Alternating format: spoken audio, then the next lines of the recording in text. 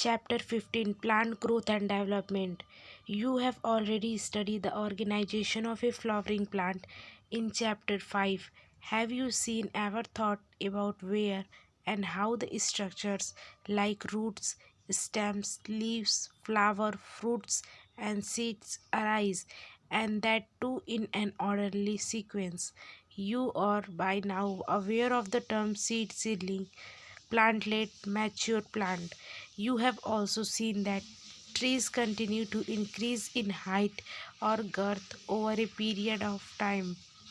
However, the leaves, flowers, and fruits of the same tree not only have limited dimension but also appear and fall periodically and sometimes repeatedly. Why does vegetative phase precedes flowering in a plant? All plant organs are made up of a variety tissue. Is there any relationship between the structure of a cell, a tissue, an organ, and the function they perform? Can the structure and the function of these be altered? All cells of a plant are descendants of the zygote. The question is then, why and how do they have different structural and functional attributes? Development is the sum of two processes, growth and differentiation. To begin with, it is essential and sufficient to know that the development of a mature plant from a zygote followed a precise and highly ordered succession of events. During this process, a complex body organization is formed that produce roots, leaves, branches, flowers, fruits, and seeds, and eventually they die. The first step in the process of plant growth is seed germination. The seed germinates when favorable condition for growth exist in the environment. In absence of such favorable condition, the seeds do not germinate and goes into a period of suspended growth or rest. Once favorable condition return, the seeds resume metabolic activities and growth takes place. In this chapter, you shall also study some of the factors which govern and control these developmental processes. These factors are both intrinsic and extrinsic to the plant. 15.1, Growth. Growth is regarded as one of the most fundamental and conspicuous characteristics of a living being. What is growth? Growth can be defined as an irreversible permanent increase in size of an organ or its parts, or even of an individual cell. Generally, growth is accompanied by metabolic process, both anabolic and catabolic, that the occur at the expense of energy. Therefore, for example, expansion of a leaf is growth. How would you describe the swelling of piece of wood when placed in water? 15.11, Plant growth. Generally indeterminate, plant growth is unique because plants retain the capacity for unlimited growth throughout their life. This ability of the plant is due to the presence of meristems at certain location in their body. The cells of such meristems have the capacity to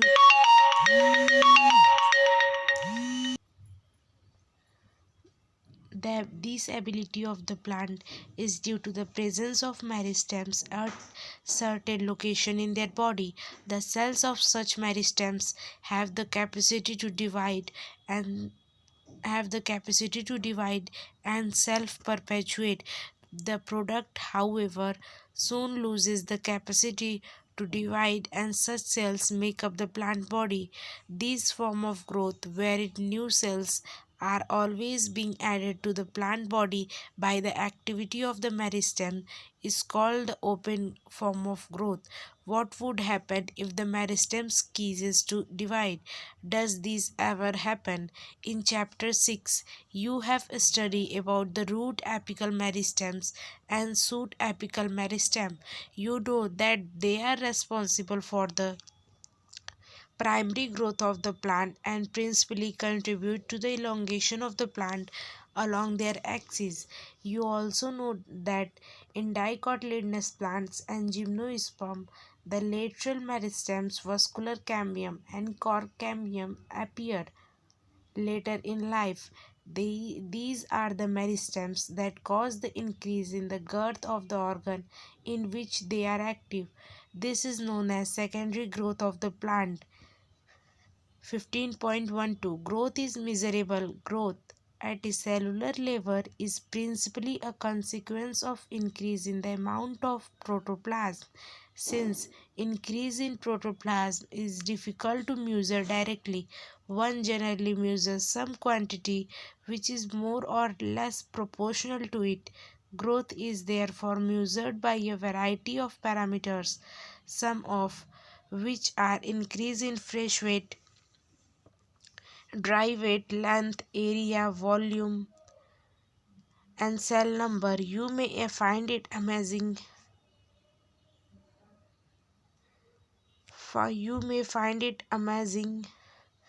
to know that one single maize root apical meristems can give rise to more than 17,500 new cells per hour, whereas cells in a watermelon may increase in size by up to 350,000 times. In the former, growth is expressed as increase in cell number, the latter express growth as increase in size of the cell.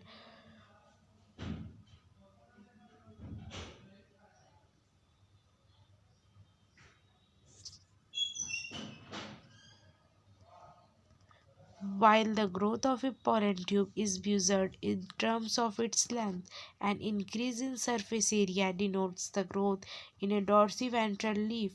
15.13 Phases of growth. The period of growth is generally divided into three phases, namely meristematic elongation and maturation, that is given in figure 15.3. Let us understand this by looking at the root tips, the constantly dividing cells both at the root apex and the shoot apex represent the meristematic phase of growth. The cells in this region are rich in protoplasm, possess large conspicuous nuclei.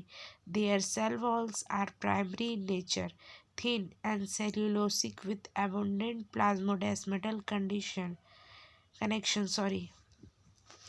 The cell just next away from the tip to the meristematic zone represent the phase of elongation. Increased vacuolation, cell enlargement, and new cell wall deposition are the characteristics of the cell in this phase. Further away from the apex, that is more proximal to the phase of elongation, lies the portion of axis which is undergoing the phase of maturation. The cells of this zone attain their maximal size in terms of thickening and protoplasmic modification. Most of the tissue and cell types you have studied in chapter 6 represent these phases. 15.14 Growth rate. The increased growth per unit time is termed as growth rate. Thus, rate of growth can be expressed mathematically. An organism or a part of the organism can produce more cells in a variety of ways. The growth rate shows an increase that may be arithmetic or geometrical. In arithmetic growth following mitotic cell division, only one daughter cell continues to divide while the other differentiates and matures. The simplest expression of the arithmetic growth is exemplified by a root elongating at a constant rate. Look at figure 15.5. On plotting the length of the organ against time, a linear curve is obtained mathematically. It is expressed as. Let us now see what happens in geometrical growth. In most systems, the initial growth is slow and it increases rapidly thereafter at an exponential rate. Here, both the progeny cells following both the mitotic cell division retain the ability to divide and continue to do so. However, with limited nutrient supply, the growth slows down, leading to a stationary phase. Stationary phase. If we plot the parameter of growth against time, we get a typical sigmoid or S curve that is given in figure 15.6. A sigmoid curve is a characteristic of living organism growing in a natural environment. It is typical for all cells, tissues and organs of a plant. Can you think of more similar example? What kind of a curve can you accept in a tree showing seasonal activities? The exponential growth can be expressed as here small r is the relative growth rate and is also the measure of the ability of the plant to produce new plant material, referred to as efficiency index. Hence the final size of w1 depends on the initial size w0, w0, we can also say. Quantitative comparison between the growth of living system can be also made in two ways. First,